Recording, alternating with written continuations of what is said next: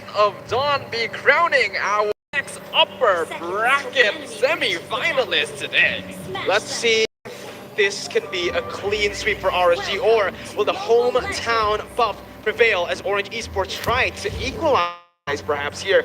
Again, a lot of pressure on Orange Esports with the crowd here to watch them. Demon Kite still going to get zoned away from his own jungle. Again, this is going to be Mon and Min. The twin buff coming in to zone Demon Kite away, but it might just be Min who pays for this. He gets out still. Light is looking for more damage. No follow-up. Both teams back up. Yeah, I think this is great response coming from RSGPH as well, but right now we see Gary, while all that was happening on the top side and Iman being pressed all the way in, are they going to go for a gank here? Not too sure about that, but Min, he might get found out here. Light probably going to have Jikundo off and wants to chase him down. First blood going to be gained by Light there. Not ideal, but I think Min is okay with that because he was able to delay Demon Kite long enough for Gary to steal his orange, and now he's got his own buffs as well. I don't know if this is the frustration that's building, but again, that would have been very easily avoided. RSG Philippines, though, looking to collapse once again as that's a four-man fight over for Little Wanderer. RSG, they're doing what Orange did to them in the early stage, and Nats, he's not stopping, he's going under the turret. Oh my goodness. Whoa, very aggressive movements here, and there's no punishment whatsoever from the side of Orange. So obnoxious. That's what you get when Nas is on his signature hero. He knows exactly how he can play, how much he can extend, and be able to go all the way for the kill. And now Light on the top side also looking for balance here, looking to shut them down and provide more space for Iman to scale. We highlighted during the drafting phase that some teams like to pick heroes their opponents drafted before just to flex on them. This time, RSG Philippines are playing with the strat that their opposing team played with before. And it is so far proving to be quite a lot of pressure for Orange, even though they should have the better early game composition. Well, they're going to go for the turtle here. Let's see, Nats jumping with falling star when it's actually going to be Orange Esports who picks up the turtle, but Aqua with the yin overturn gets two and will be able to just chain it with Light with the way the Dragonborn jumping in, looking for compensation, gets caught in the knockup, and he will be bursted down next. Still has 2 health bars there, and now it's down to 1. He's still forced to back away, can't really clear out the waves as Light and Aqua will just be munching on that gold turret.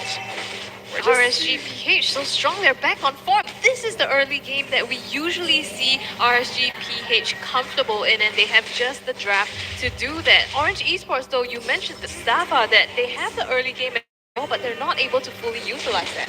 Yeah, RSG Philippines, this is an impressive amount of adaptability here, recognizing instantly that Orange Esports is going to fight them no matter what, so they can actually feel more confident. Gary, he actually stole that buff there.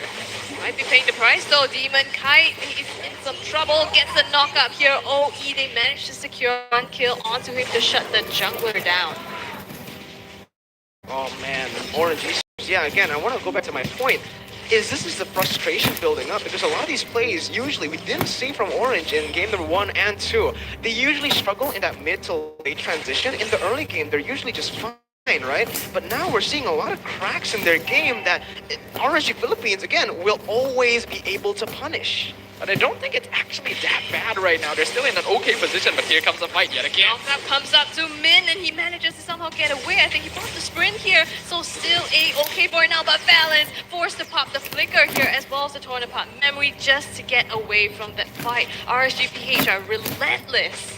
I think they've definitely figured out the Orange Esports code here. The textbook has been opened and they have read through all the chapters. They know exactly how Orange Esports wants to play, so they can easily leave Nats to deal with Born on the opposite side of the map and respawn 4v4. And even though Orange should be in an okay spot, the damage and control over the fights from RSG is proving to be quite a problem. I mean, Demon Kite, he's 2 levels down below Gary, but somehow look at this aggression. They're still able to leash this turtle and get priority. OE Born, they're trying to go deep in, but the enhanced chains knocks him up to stop him as well. They're trying to disrupt the fight as much as possible, and Orange Esports force a disengage, but Nas in the back line getting pinned by the heavy spin.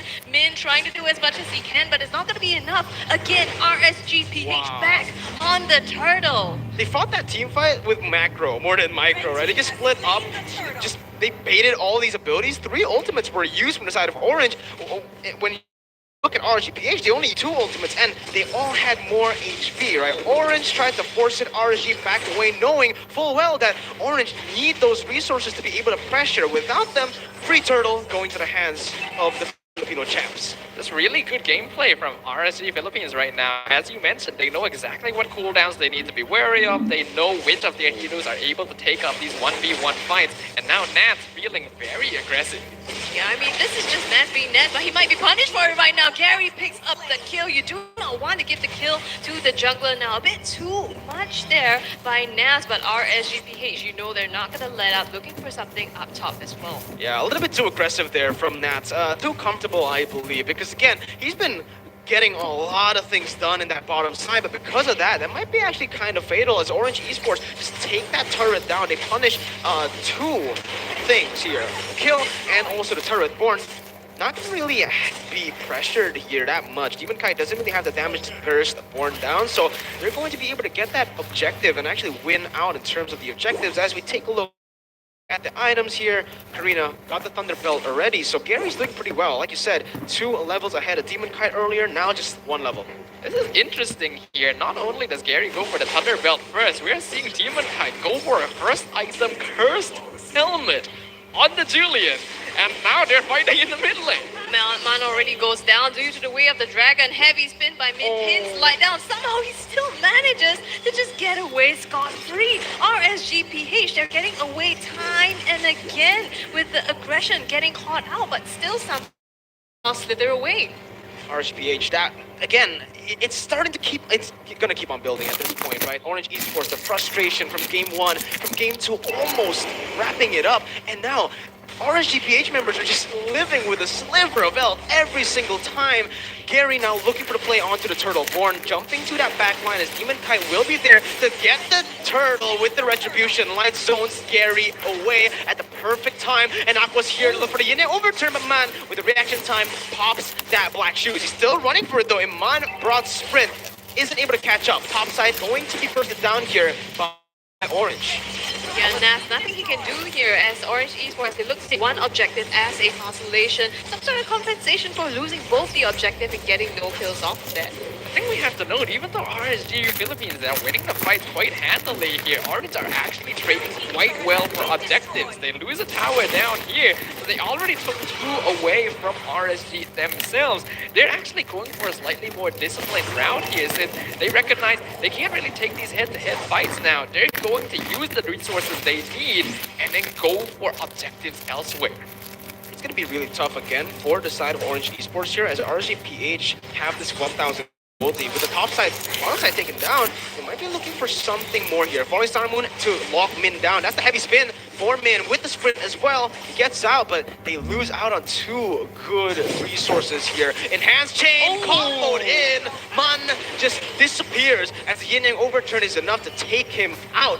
Man didn't even have the chance to pop that black shoes. This is why RSGPH is so sharp. They knew that they forced Min out of so quick to execute all these fights. And Handshake is going now onto Gary, but not going to be able to commit to a kill just yet. But RSGPH are slowly chunking away at Orange Esports. Lightning Trunkian purchased on Aqua, so that Yin Yang overturn is going to be hurting even more than before, as if it wasn't already one-shotting the members of Orange Esports. I'm personally interested to see what kind of build Demon Kite's going for here, considering that Cursed Helmet ever he might have. Oh! Not even close, baby. You know, Born gets out with literally 1 HP there. It seems like it's a pattern now for Orange, right? They just really like to play it on the edge with 1 HP. I think both of the teams, not just RSGPH. I mean, that was, I think, Orange Esports getting out with just 1 Min. I think it's Min. Just Min alone has gone out at least twice with low HP and somehow still making it out. But RSGPH, you can see that they haven't done relenting on this mid lane pressure here. They want to take this down. At the moment they do this, will give them the opportunity and space to contest any objective that they want. But here is the first Lord of the game. RSG Philippines in full control. We can see that the Masha is being used to push the other side of the map, and some engagement from Nats just zoning them out heavily right now. Yeah, again, RSGPH, they're just using the map control really well. Gary trying to look for the entrance here towards that Lord, but it's just going to be a free one for RSGPH based on setup alone. Orange Esports were not ready for that neutral objective take, and now RSG, they might just convert it over to the mid lane turret with the enhanced chain connecting out to Gary. Aqua is still very patient, and that's why, almost. If Man didn't just walk up a little bit longer, he would have just been able to get bursted down. Aqua though, forced the flicker away. Gary, very nice movement to get out. Very nice counter-aggression here from Orange Esports, because now that RSGPH has the Lord, it's coming down the bot lane, but they are forced to back into the safety of their turret and unable to push this lead further. And all this time, Born was also up top, just split pushing his weight, so they're utilizing a plan B here for themselves. Ooh, hold on though, Light gonna engage with the Way of the Dragon. The way the Dragon connects at will, and that's gonna be Min jumping way too aggressive. He gets punished down as well. Balance looking to play onto Demon Kai, puts all of his stacks there, but he will not be able to pop the torn apart memory. He gets slain, and RSG, they find a 3-for-0 out of nowhere with the Lord pushing in. This might be fatal. RSG, they can look for like a one straight push in the bottom side. Right on that show. Oh my goodness. This guy is just so good at picking off people no matter what he uses. The Franco, the Ruby, the Cho, all the time getting the picks that they need. And RSGPH, they have completely taken down the tier 2 turrets on the mid as well as the bottom side. I think we have to just take a look at how well RSG is using opportunities as well. They were waiting in that mid lane. They knew the Lord were pushing down bottom. The moment they knew that Orange, they're taking too long to make a decision, there's a gap in their mental state. Instantly, Light goes in, gets the kick, starts off an amazing fight, and it is these tiny vulnerabilities in Orange Esports' decision making that RSG Philippines are using to their maximum extent. I agree, and this time, okay, Min finally now with a heavy spin, trying to look for the initiative. Light is going to get caught out, and there you go. Orange Esports on the board back again here in the 12th minute of the game, but they only catch the roamer. Iman just burst melts Born down, but look at the damage coming from Born. Almost so close. That Wind of Nature being the difference makers. Demon Kai with the tank Julian as able to bait 3 members forward. Min caught in a bad situation now as Gary is forced to use the ultimate defensively. Nats trying to lock them down. Unfortunately does not get anyone. And Orange Esports will be able to back up. But there you go. That's the thing that we question, right? Julian tank?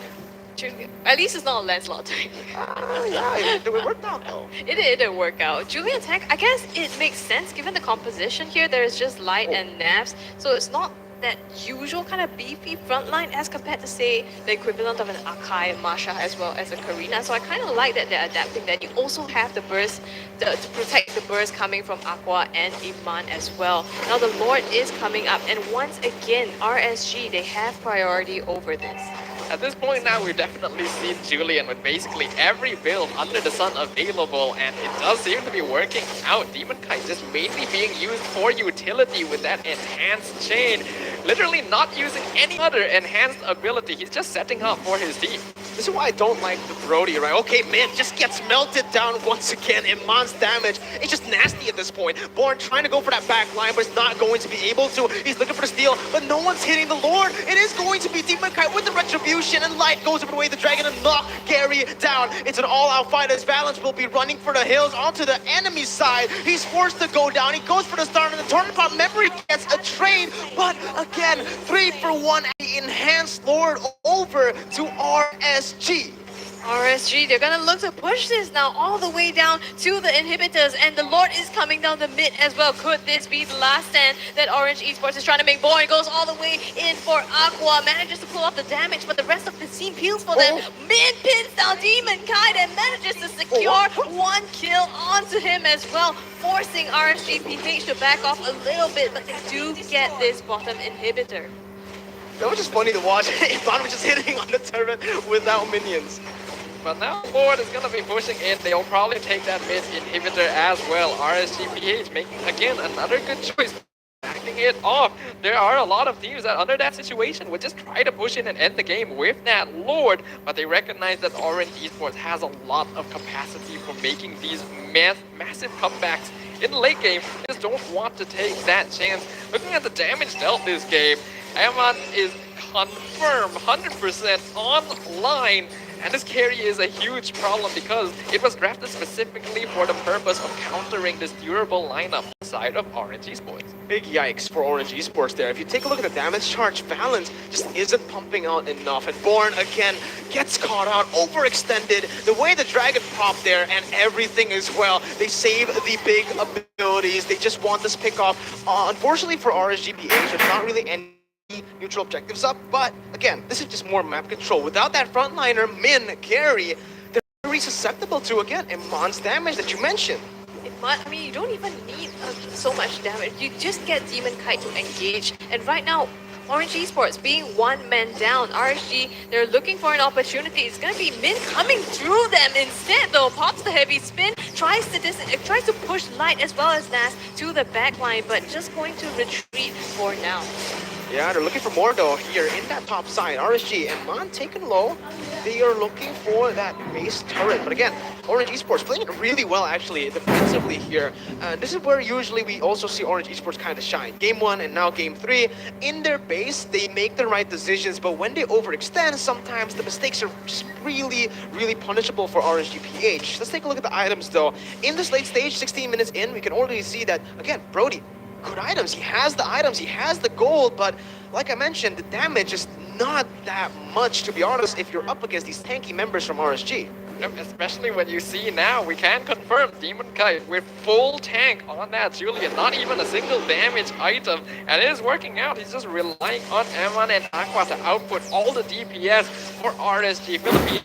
And ordinarily, this would be a very risky play to make, but it is working out here because they know that Orange doesn't actually have enough damage to deal with a more durable build. Yeah, I mean, only coming from Valence as well as Man as well. Maybe some from